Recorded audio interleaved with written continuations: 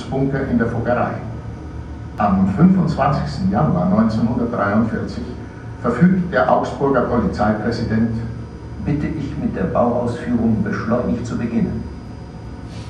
Ende 1943 wird erstmals der Bunker auf dem Gelände der Fuggerei unter den öffentlichen Luftschutzräumen Augsburgs aufgeführt. In diesen Monaten wächst die Angst vor einem Angriff. Die Neue Augsburger Zeitung und die Nationalzeitung bereiten die Bevölkerung mit Verhaltensregeln auf einen Flieger. Am 6. Oktober 1943 warnt der Oppositionsführer des Reichsluftschusses, dem Augsburger Oberbürgermeister, mit Blick auf die Altstadt, dass im Falle eines Terrorangriffes auf Augsburg eine Katastrophe droht. Frauen und Kinder aus der Fuggerei werden vorsichtshalber aufs Land evakuiert. Auch der Polizeipräsident als örtlicher Luftschutzleiter reagiert mit der Aufstellung von Leichenbergungstrupps. Dennoch, bis Anfang 1944 durfte man hoffen, dass die ganz große Katastrophe ausbleiben würde. Für die damals 8-jährige Augsburgerin Ingeborg Beer war der Krieg noch weit weg. Ich war ein bildliches Kind, ich habe Fabrikantsbetrieb und wir haben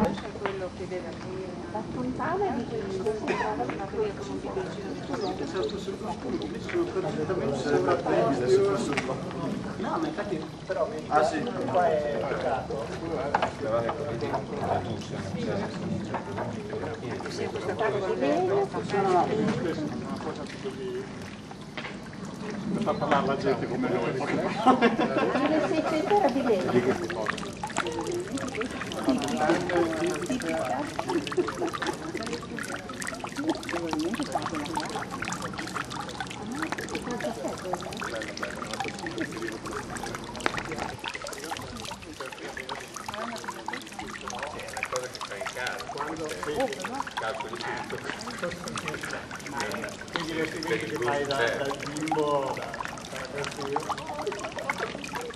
Außerdem, wer könnte schon die ganz großen Geschäfte machen, ohne jede Schuld und Sünde? So sah das jedenfalls ein Mönch namens Martin Luther. Luther war zwar stolz auf seinen Landsmann aus Augsburg, trotzdem ein scharfer Kritiker seiner Zinsgeschäfte und Metallmonopole. Aus Dankbarkeit gegen Gott und für das Segen stiftete Jakob Fugger auch im Namen seiner bereits verstorbenen Brüder Ulrich und Georg 1521 eine Siedlung für die Not geratenen Augsburger Bürger. Ihre Bewohner zahlen eine Jahresmiete, die einen Wochenlohn ausmacht. Bis heute sprechen sie täglich 3 Gebete für die Stiftung.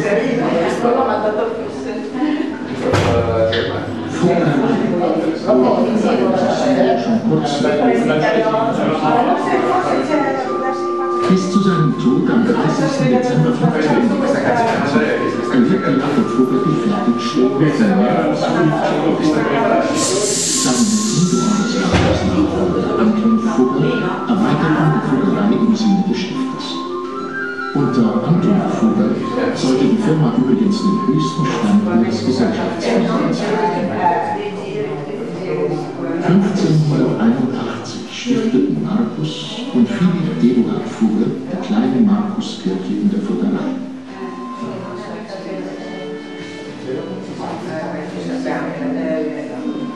In der Siedlung gab es eine eigene Schule, denn hier lebten viele Familien mit Kindern. Es gab ein Krankenhaus und sogar eine Seuchenstation. Die meisten Bewohner der Fuggerei gingen Berufen nach. Sie waren Handwerker und Tagelöhner.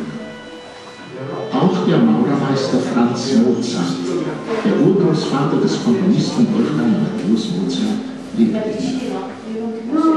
Ein halbes Jahrtausend gilt die Fuggerei architektonisch immer noch als Vorbild.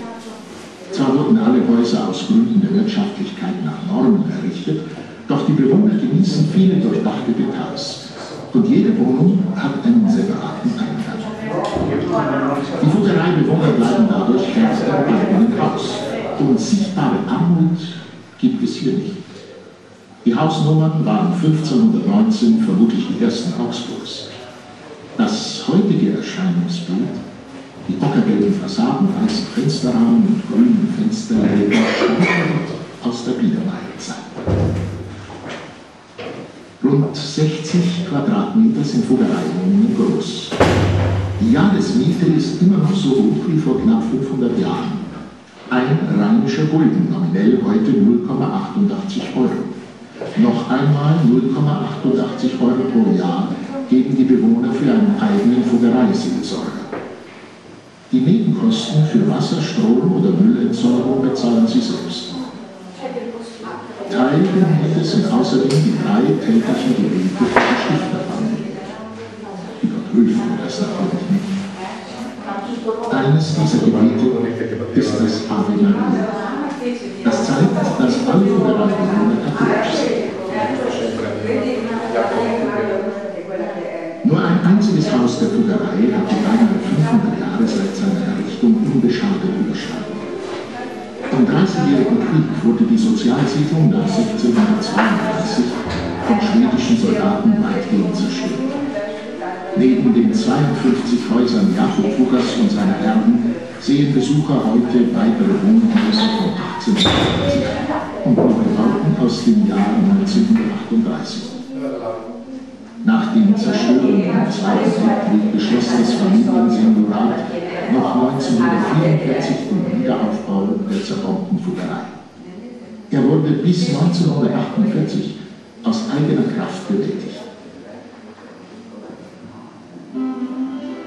Von 1968 bis 1973 wurde die Fuggerei ein letztes Mal erweitert. Damals wurden die Leonhardskapelle des zerstörten Welserhauses und der Erker des zerstörten Höchstädter Hauses in das neue Administrationsgebäude der Fuggerei integriert. Hinter den Mauern des Administrationsgebäudes werden neben der Fuggerei 8 weitere Fuggersche Stiftungen verwaltet, zu denen die Fuggerkapelle in der Augsburger St. Anna-Kirche zählt. Zum Stiftungsbesitz gehört auch die 1756 im Geburtsjahr von Wolfgang Amadeus Mozart gestiftete Thekla Kirche in Velden. Sie ist ein glanzvolles Juwel. Bei Velden und um das frühere Fuggerschloss Blumenthal zwischen Augsburg und München liegen die Wälder, aus denen die Mittel für den Erhalt der Fuggerei erwirtschaftet werden. Mieteinnahmen und die Eintrittsgelder von Besuchern der Fuggerei tragen zusätzlich dazu bei, diese Sozialsiedlung zu bewahren. Die Fugger gibt es übrigens bis heute. Die Familie zog sich im 17. Jahrhundert auf Schlösser wie die in Badenhausen und in Kirchheim im Unterallgäu oder auf Schloss Kirchberg bei Ulm zurück. So reich waren Jakob Fuggers Erben, dass sie selbst 3 spanische Staatsbankrotte überstanden, wobei die Fugger riesige Kreditforderungen an die Habsburger abschreiben mussten. Zu den Superreichen zählen die Fugger deshalb heute nicht mehr. Doch noch immer leitet die Familie die Fuggerei und begleitet mitunter äußerst prominente Besucher wie den ehemaligen russischen Staatschef Michail Gorbatschow durch die Sozialsiedlung.